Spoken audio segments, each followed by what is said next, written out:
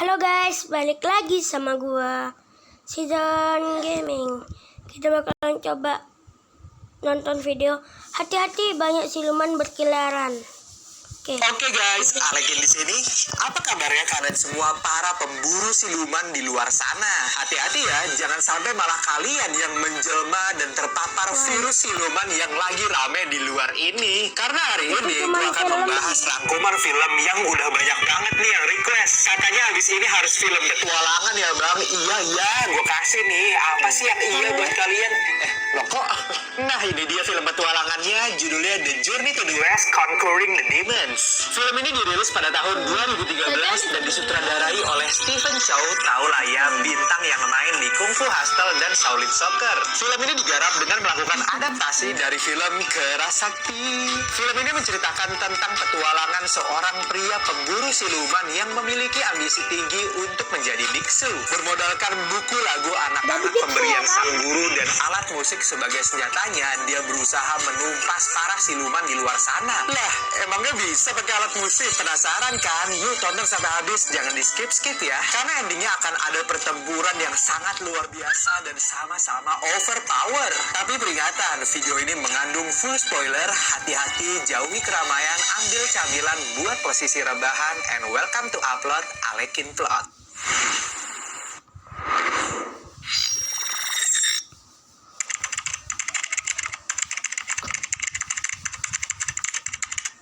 Suatu hari di sebuah danau yang dikelilingi oleh hutan dan gunung, ada kompleks kayu dan semua warga di sana sedang melakukan kegiatan sehari-hari. Di pinggir jembatan kayunya ada seorang gadis kecil yang lagi nyanyi sambil bercanda dan bermain air bersama pria iseng yang ingin pergi melaut. Yang ternyata dia adalah bapaknya sendiri. Bapak iseng ini pun dari dalam air nge-jumpscare dia sampai bikin dia mewek. Dan karena merasa bersalah, si bapak menghibur anaknya dengan melakukan atraksi di bawah air. Bocil itu pun jadi auto senang, tapi tiba-tiba nggak disangka-sangka setelah si bapak melakukan gerakan kayang di bawah air, dia menghilang dari permukaan. Sampai pada akhirnya semua warga jadi panik melihat air sungai yang berubah jadi merah. Ibu bocil itu pun segera menghampirinya dan membawanya pulang karena dia udah tahu bapak isengnya itu telah dibunuh oleh sesuatu yang misterius di dalam air. Dan setelah kejadian itu, warga pun jadi sadar kalau sedang ada bahaya yang mengintai mereka. Tapi tiba-tiba nongol seorang pendeta sok-sokan bernama Asep. Dia pun ingin melakukan serangkaian ritual penangkapan sosok misterius yang telah membunuh pria iseng tadi. Dengan perahu geteknya, Mang Asep pun mengucapkan mantra sambil melemparkan granat anak FF ke sungai. Dan tiba-tiba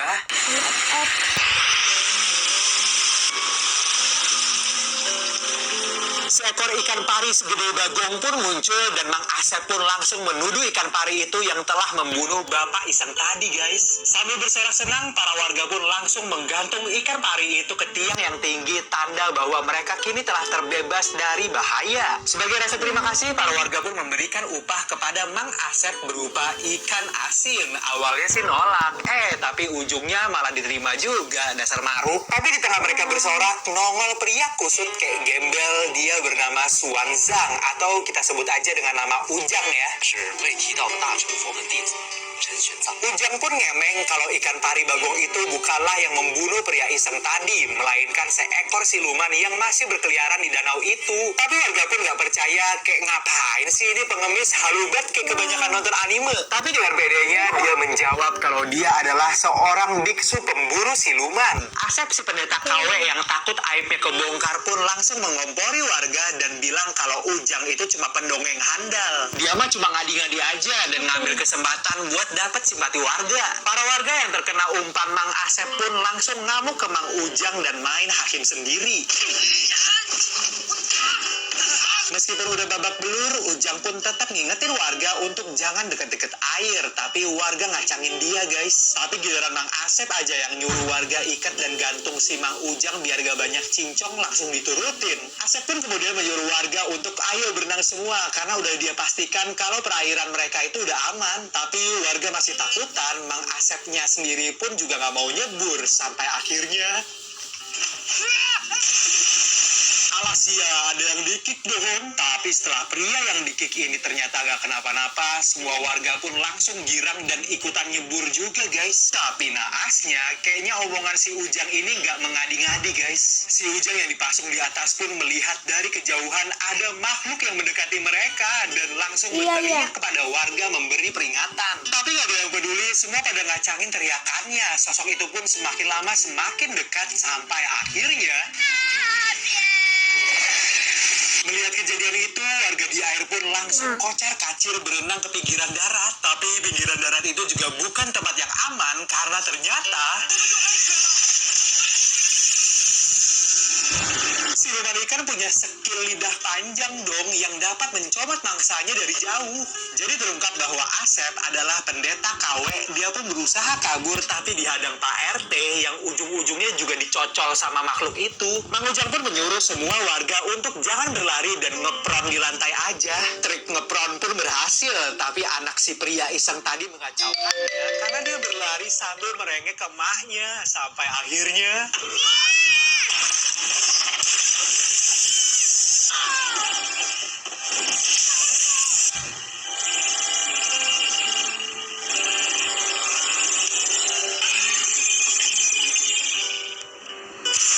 sang ibu yang gak rela anaknya dijamret oleh ikan pun langsung mengambil parang dan melompat ke danau. Dia pun menantang ikan itu untuk buy one, tapi saat ikan itu muncul, dia langsung kicep.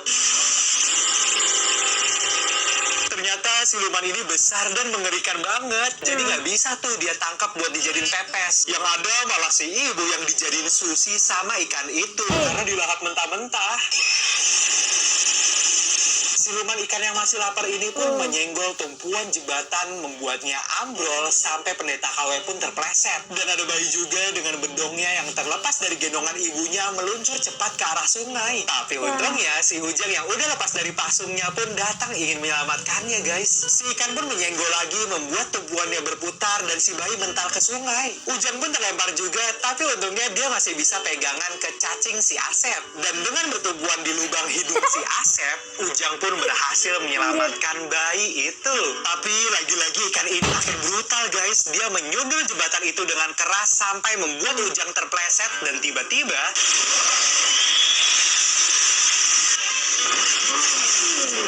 si Ujang berhasil menggocek ikan itu dan membuatnya nyangkut di ujung tumpuan kayu. Ujang jadi punya ide memanfaatkan kondisi ini untuk melempar ikan ke darat dengan cara tapi karena mereka berdua ceking masih belum mampu untuk melemparkan ikan itu ke darat. Warga pun ikut membantu tapi juga sama, masih belum cukup berat dan malah terpongkeng ke sana kemari. Sampai akhirnya datang cewek gembrot anak sumo yang melompat ke sana dan sekali lompatan langsung membuat ikan itu terbang ke darat dan menggeprek Asep si pendeta KW sampai bolong. Siluman itu melemah dan gak lama dia balik ke wujud aslinya yaitu pria gondrong bugil. Warga pun hampir saja merujaknya dengan berbagai senjata, tapi Ujang mencegahnya karena ya dia kan pengen nyelesain tugasnya sebagai pemburu siluman profesional. Tapi metodenya sangat koplak karena dia menggunakan kumpulan lagu anak-anak dan menyadarkan si siluman ini dengan cara bernyanyi. Dan bukannya dapat pencerahan, malah meresahkan. Suaranya itu bikin emosi sampai-sampai mukanya dikepretin. Tapi tiba-tiba siluman gondrong itu ditarik oleh cewek cakep yang kemudian menggeboknya bertubi-tubi, yang kemudian menyegelnya di kantong ajaib yang dapat mengubah siluman menjadi souvenir gemoy. Cewek itu bernama Siti, yang ternyata dia juga adalah seorang pemburu siluman tapi dengan metode kekerasan. Gak kayak si Ujang yang percaya kalau dengan ritual nyanyian lagu anak-anaknya itu bisa mengembalikan sifat baik dari siluman karena semua orang kan terlahir baik. Tapi hal itu malah bikin bengek si Siti. Siti pun juga pamer skill sulap gelangnya yang makin membuat warga percaya kalau Siti adalah pemburu siluman yang asli dan melupakan jasa si Ujang.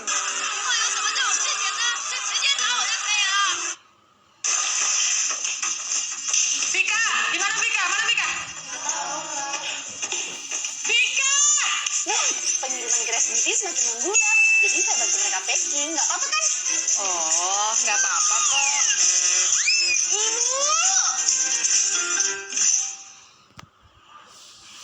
Ibu! Ujang yang galau dan merasa gagal langsung ingin mengadu ke guru cabinya yang merupakan pelukis jalanan. Tapi kalau kita lihat-lihat nih guys, dia melukis beberapa sejarah siluman yang dulunya merupakan orang baik. Kemudian dia nyeritain sejarah siluman yang Ujang hadapi tadi. Jadi dulunya dia adalah orang yang baik, bahkan suatu hari dia menyelamatkan bocil yang tenggelam di sungai. Tapi warga malah nyangkanya dia adalah seorang pedofil, jadi dibunuhlah dia, lalu dibuang ke sungai sebagai pakan ikan. Karena tersakiti, kejahatan pun merasuki jiwanya, membuatnya menjadi siluman ikan untuk balas dendam. Ujang yang dengerin sambil nangis kayak bocil pun tambah bete, karena kenapa ya dia kok nggak bisa ngubah siluman itu jadi baik, dan jadi ragu dengan metode buku lagu anak-anak milik si guru. Kenapa nggak langsung dibunuh aja sih kayak pembunuh siluman yang lain? Tapi guru gemoy ini mencoba menenangkannya bahwa membunuh bukanlah hal yang baik, karena sesungguhnya orang jahat adalah orang baik yang tersakiti. Jadi kita harus menghilangkan sifat jahatnya dan memelihara kebaikan. Ujang pun disuruh berpetualang lagi memburu siluman dengan metode buku lagu anak-anak itu. Di suatu tempat terlihat dua perantau yang masuk ke penginapan di tengah hutan bernama Gao. Penginapan dengan penerangan lilin unik, tapi suasananya sepi banget. Nah, si cewek menggunakan kesempatan itu untuk menggoda si Babang Tampan. Tapi gak lama mereka disambut oleh pelayan pria yang menunjukkan hidangan utama di sana, yaitu babi.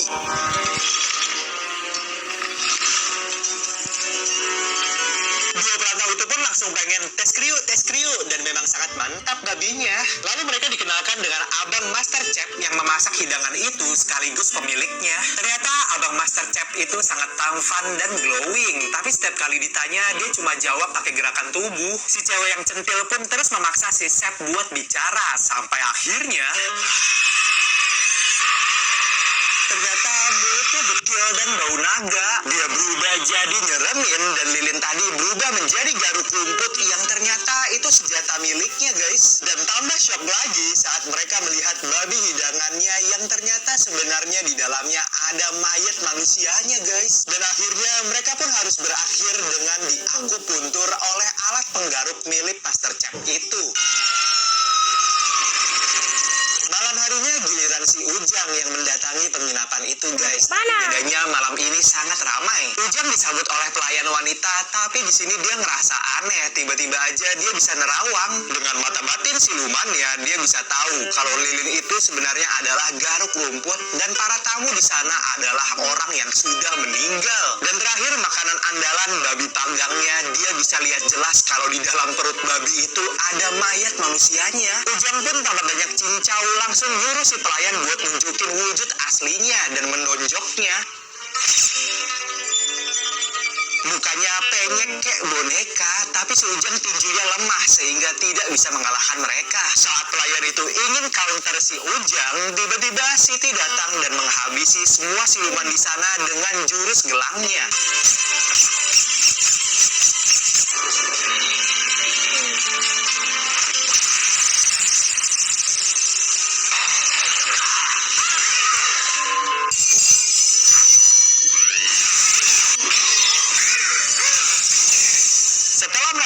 Hidup tadi, masuklah dia ke level bosnya. Si Master Chef Bau Naga pun datang. Mereka pun langsung buy one dan beradu skill. Si Chef dengan senjata garuk rumputnya dan Siti dengan gelang ajaibnya. Bertubi-tubi gelang Siti mengenai wajah glowing si Chef dan membuat skincare-nya luntur dan kelihatan tuh wujud aslinya.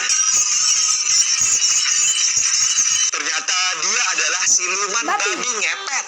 Pertempuran saling adu mekanik ini sangat seru, tapi sayangnya Siti harus terluka setelah tersuntik senjata babi ngepet tepat di dadanya guys. Siti pun berhasil comeback dan mengunci babi itu, tapi dia butuh bantuan Ujang untuk menyupang babi ngepet itu tepat di bibirnya yang bau selokan. Karena Ujang sok jijian, langsung si Siti tarik aja tuh.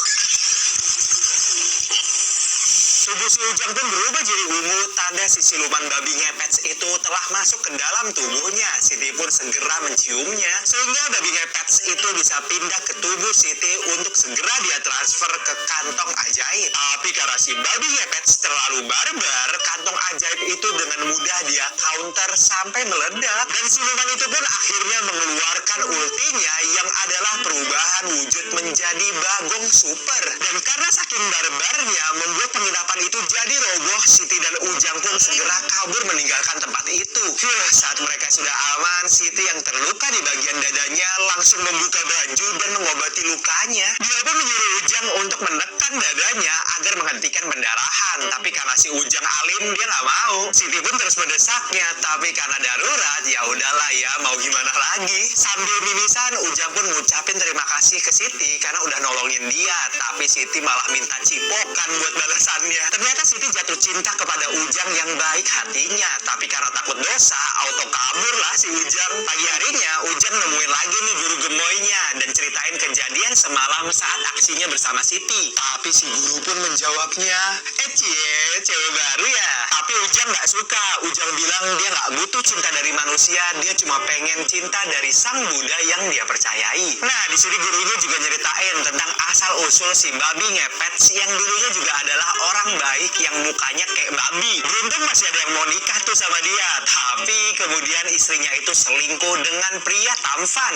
Dan saat dia menciduk mereka, malah dia yang dibunuh pakai garuk rumput. Rohnya yang penuh kebencian pun lalu bangkit menjadi siluman dan dendam dengan cewek-cewek penggoda lelaki. Guru gembrotnya itu pun ngasih saran nih ke Ujang cara mengalahkan siluman yang kuat seperti babi ngepet, yaitu dengan mencari Sun Wukong, siluman paling kuat di antara yang terkuat di negeri ini. Dia adalah kera sakti yang dikurung di Gunung Lima Jari selama 500 tahun karena menentang Buddha. Sebelum OTW, guru ngasih pesan supaya hati-hati dengan Sun Wukong karena dia penuh dengan kebencian dan tukang tipu ulung. Ujang pun nanya ke guru gimana sih caranya meyakinkan si Sun Wukong itu, dan teman mereka telah menangkap beberapa orang yang diduga adalah pemburu siluman. Salah satunya ada si Siti dong yang tangannya itu udah dipaku dan babak belur. Dan kalau ada yang ketahuan nih kalau dia adalah pemburu siluman, langsunglah mereka eksekusi. Ujang pun kikuk saat ditanya pekerjaannya apa, tapi Siti menghalanginya dan bilang kalau Ujang itu adalah suaminya yang berprofesi sebagai guru TK. Siti pun nunjukin buku lagu anak-anak milik si Ujang sebagai pembuktiannya. Akhirnya ada gunanya juga tuh buku. Tapi mereka gak gampang percaya dan malah menyuruh Siti dan Ujang melakukan hubungan suami istri sekarang juga jika benar mereka adalah suami istri. Siti pun udah siap banget nih biar gak mati. Tapi Ujang yang ingin jadi biksu taat pun gak mau berbuat zina. Tapi karena keadaan darurat, Ujang pun hampir saja melakukannya sampai akhirnya... Iya, waktu di tangan Siti cuma mainan dong. Ternyata mereka adalah komplotan si Siti yang sengaja berakting agar bisa membuat Ujang luluh kepada Siti yang mencintainya. Siti pun di sini nembak Ujang dan bilang mau jadi istrinya, punya anak dan hidup bahagia bersamanya. Ujang yang imannya kuat pun dengan kasar menolaknya, yang membuatnya langsung dikurung di dalam keretanya. Siti pun curhat ke adiknya dan bilang kalau Siti harus lebih feminim dan bergoyang dumang di depannya supaya bisa menggodanya. Karena susah banget ngajarin Siti, akhirnya adiknya ngasih dia stiker mantra penurut. Stiker mantra penurut kalau ditempel ke orang, dia bisa ngikutin tingkah laku orang lain yang ditempel stiker itu juga. Tapi rencana mereka gagal karena si aktor darah bohongan datang dan membuat adiknya ingin nabok, sehingga yang dilakukan Siti malah kayak gini. Kejadian itu membuat stiker mantra penurutnya lepas dan nempel ke si Ujang. Dan secara nggak sadar, malah si Ujang yang goyang dumang ngikutin tingkah adiknya si Siti. Setelah dikeroyok karena dikiranya gay, Ujang pun sadar dan langsung malu sekaligus kesel karena jadi dipermainkan. Tapi Siti mencegahnya lagi karena dia ngeh ada siluman yang datang mendekat. Ternyata siluman itu adalah si Bagong Super dan mereka langsung segera masuk ke dalam gerobak dan berusaha kabur. Gerobak itu berjalan sangat kencang, tapi ternyata si babi punya jurus Hiraisin dong. Tiba-tiba udah di depan mereka aja. Siti pun secara heroik mendorong Ujang keluar karena mereka akan menabrak babi itu. Hingga akhirnya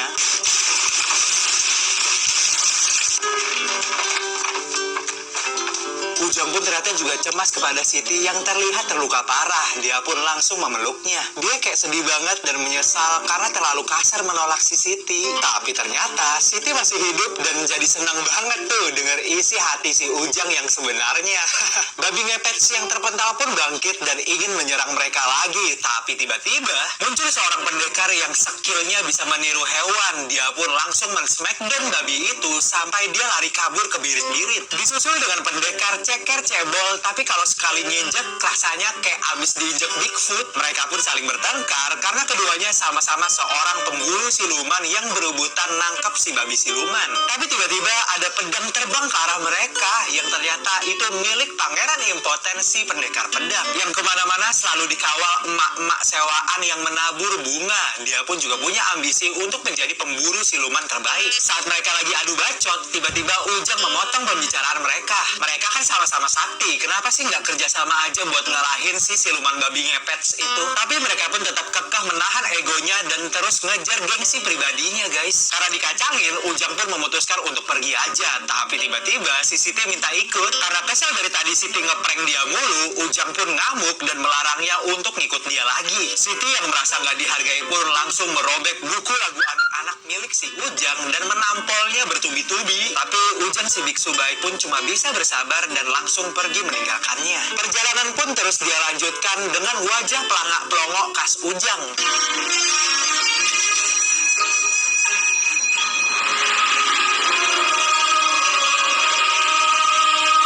Singkat cerita, dia sampai di Gunung Lima Jari tempat Sun Wukong dihukum Buddha. Cuma dia bingung nyari patung Buddha yang dimaksud gurunya itu gimana. Di sana cuma ada kuil yang hancur, danau yang luas yang dikelilingi oleh gunung batu, dan air kobokan batu. Saat dia cuci muka di air kobokan, dia melihat ada huruf yang tulisannya terbalik. Tapi kalau dilihat dari pantulan air, itu cermin pantulan. Ujang yang pekok pun nggak tahu maksudnya itu. Jadi dia meditasi aja lah, kali aja dapat pencerahan. Tapi benar aja, saat dia membuka matanya, dia melihat ada patung Buddha yang terbentuk dari gunung batu lewat pantulan air di danau. Dia pun segera memanjat gunung batu itu dengan susah payah. Hingga akhirnya sampailah dia di atas gunung. Tempat itu instagramable dan dipenuhi dengan bunga teratai. Tapi hanya ada satu bunga yang berwarna putih dan berbeda dari bunga yang lainnya. Dan benar saja, di baliknya itu ada goa yang kayaknya sih tempat Sun Wukong dihukum. Dan baru aja dia mendarat di sana,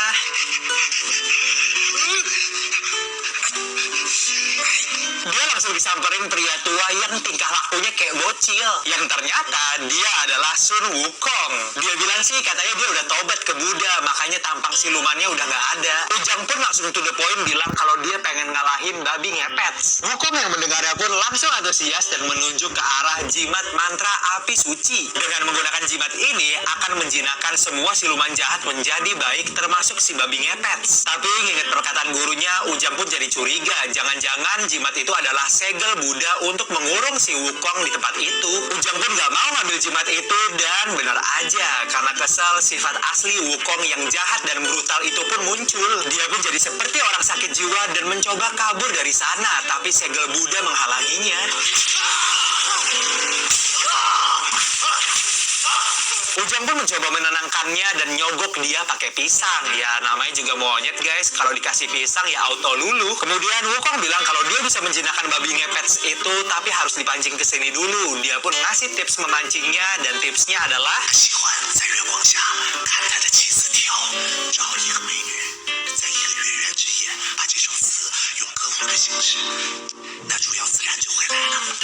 bentar. Tapi siapa yang joget di atas bulan ya? Kan di sini nggak ada cewek. Nyaris saja nama Ujang berganti nama menjadi Ajeng, tapi untungnya tiba-tiba Siti yang menguping pun datang ke sana. Ternyata walau udah dilarang Ujang, Siti tetap aja tuh ngintilin. Walaupun Ujang ngambek diikutin mulu, tapi mereka sepakat kalau Siti lah yang bergoyang dumang di atas bulan untuk memancing babi ngepet itu. Oh iya, sebelumnya si Siti kan nggak bisa joget ya. Jadi di sini dia dilesin dulu nih sama si Wukong.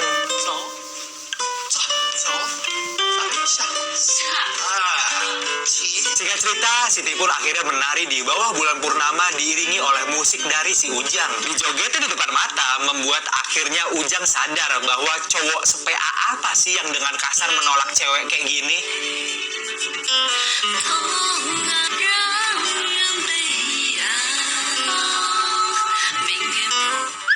Gak lama siluman babi terpancing untuk datang dan langsung dipanggil Wukong ke dalam lubang untuk kemudian dia taklukkan.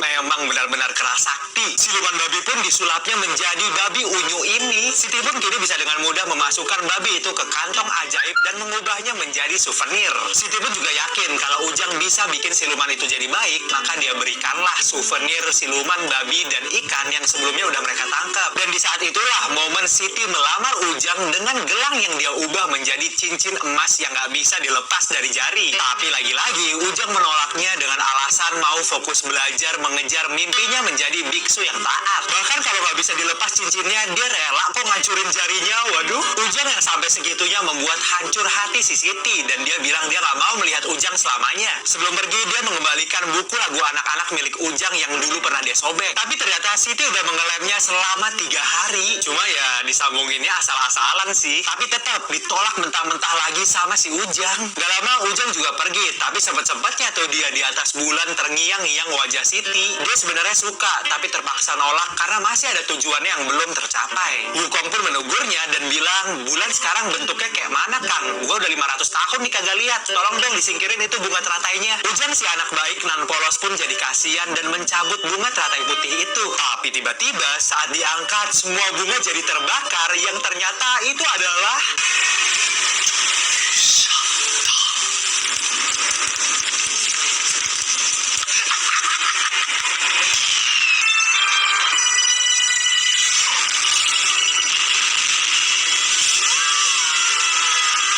Emang bener dah kata guru gembrot, Sun Wukong itu adalah tukang tipu ulung. Segel aslinya itu ternyata bunga teratai putih itu, guys. Sun Wukong pun menampakkan wujud aslinya dan dia mengira kalau dia udah terbebas dari Buddha. Tapi Ujang memotongnya dan bilang kalau dia cuma terbebas dari goa aja. Buddha mah masih di atas. Aungannya itu membuat Ujang terhempas bak karung sampah. Dan di sini Ujang pun langsung berdoa kepada Buddha, yang malah semakin membuat Wukong ngamuk dan menjambak rambut Ujang sampai botak. Tapi Ujang masih kokoh dengan tangannya yang memohon kepada Buddha. Tiba-tiba datanglah pendekar hewan, pendekar kaki cebol, dan pendekar pedang yang sama-sama berebutan memburu Wukong. Awalnya Wukong dibully karena penampilannya yang cebol kayak topeng monyet jalanan. Mereka pun bertempur satu persatu masih dengan egonya masing-masing. Pendekar hewan si paling sok-sokan maju duluan, tapi dengan mudahnya dicupang lehernya sama si Wukong sampai tewas. Pendekar kaki pun maju yang tiba-tiba mengubah ceker cebolnya menjadi ceker raksasa. Dia pede banget nih, dengan jurus tempel ceker raksasanya bisa membuat Wukong auto jadi monyet geprek. Tapi ternyata bagaikan beton bertulang, tangan Wukong yang sangat keras itu mencoblos ceker raksasa itu sampai bolong.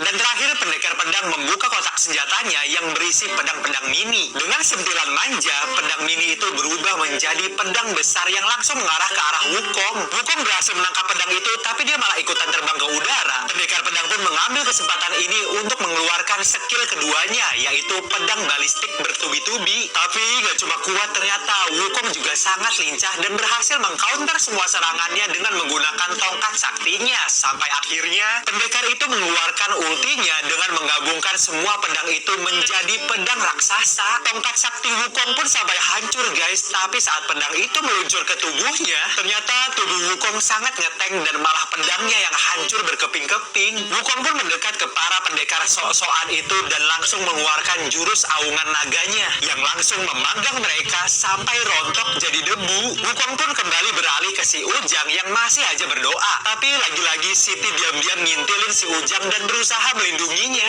Emang ya kalau udah sayang susah banget ditinggalin. Kini giliran Siti yang adu mekanik dengan Wukong. Tapi skill gelang ajaibnya nggak ada apa-apanya dibandingkan dengan HP, armor, dan damage si Wukong. Dengan sekali serangan tepok nyamuk di kepalanya, langsung membuat Siti puyeng sampai tak berdaya. Di detik-detik terakhir Siti, Ujang pun jadi sedih banget dan mengatakan yang sesungguhnya, bahwa dia juga jatuh cinta kepada Siti sudah sejak dari awal mereka ketemu. Terakhir, dia pun melakukan suatu hal yang selalu diminta oleh Siti, yaitu menciumnya di saat dia tutup mata. Ujang pun juga mengambil gelang emas milik Siti dan menaruhnya di jari manisnya. Wukong yang kesel pun langsung melempar Siti ke udara dan seketika dia meletus menjadi percikan abu dan cahaya. Siti juga meninggalkan buku lagu anak-anak di depan Ujang dan ternyata secara nggak sengaja tulisan itu membentuk sutra Buddha, guys. Di saat Wukong lagi mengejek Buddha, dia membaca buku itu dan tiba-tiba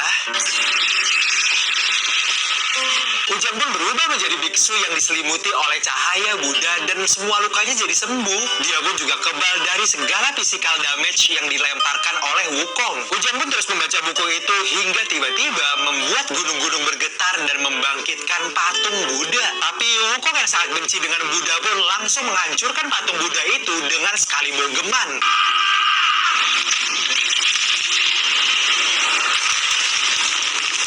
Tapi tiba-tiba bacaan yang terus dipanjatkan oleh si Ujang berhasil memanggil ulti full powernya. Karena tiba-tiba dari atas galaksi Buddha muncul dan mengeluarkan jurus tapak Buddhanya ke arah Wukong.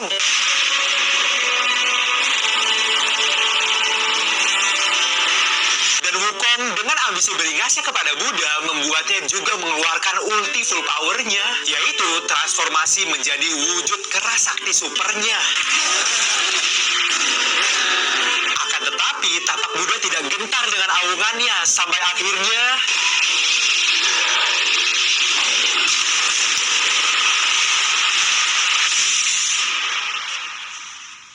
terlihat wujud manusia Wukong sedang ketakutan menahan tapak Buddha di padang rumput yang luas. Tiba-tiba Ujang mendatanginya dan menjinakkannya secara halus tanpa kekerasan. Ternyata buku lagu anak-anak itu menyimpan sutra Buddha yang lebih kuat dibandingkan metode pemburu siluman lainnya. Karena bisa menjinakkan siluman ke bentuk terbaiknya dan menjadikannya muridnya. Ujang pun lalu memberikan gelang milik Siti yang berubah menjadi mahkota, tanda Sun Wukong resmi menjadi murid si Ujang.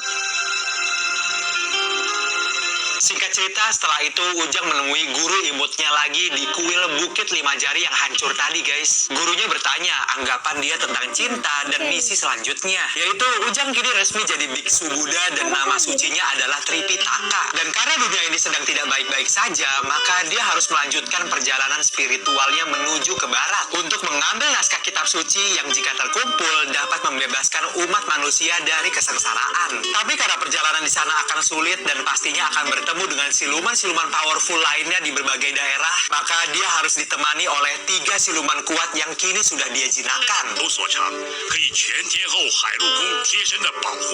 Kini Ujang pun percaya kalau cinta sejati itu nggak hanya untuk sang pencipta, tapi juga dengan manusia dan segala ciptaannya. Bayangan Siti pun juga tak akan pernah dia lupakan karena Sitilah yang mengajarkan dia arti cinta yang sesungguhnya. Akankah petualangan Ujang selanjutnya ke luar negeri berhasil, dan akankah Ujang bertemu dengan siluman lain yang lebih kuat? Dan akankah ketiga muridnya ini, yaitu siluman ikan mujair bagong, siluman babi ngepet, dan Sun Wukong bisa membantu Ujang menuju ke tujuannya? Lanjut part jebrot. Itulah dia cerita dari film The Journey to the West Conquering the Demons. Gimana guys? Ending yang cukup membotakan sekali bukan? Menurut gue film petualangan ini seru banget. Apalagi gue dulu sering main game yang Oke. Di Lazada 44 Ramadan Sale, kumpulin bonus dadakan, belanja jadi hemat. Bonus 8.000 tiap belanja. Versi dan masing-masing bisa berdiri sendiri, bahkan dibuat di rumah produksi dan aktor yang berbeda-beda pula. Jadi nikmati saja filmnya dan mari kita mulai. Tahun silam setelah alam semesta terbentuk, Kerajaan Langit memiliki tugas untuk menjaga keseimbangan antara ketiga dunia. Sampai jumpa di next video. Bye bye.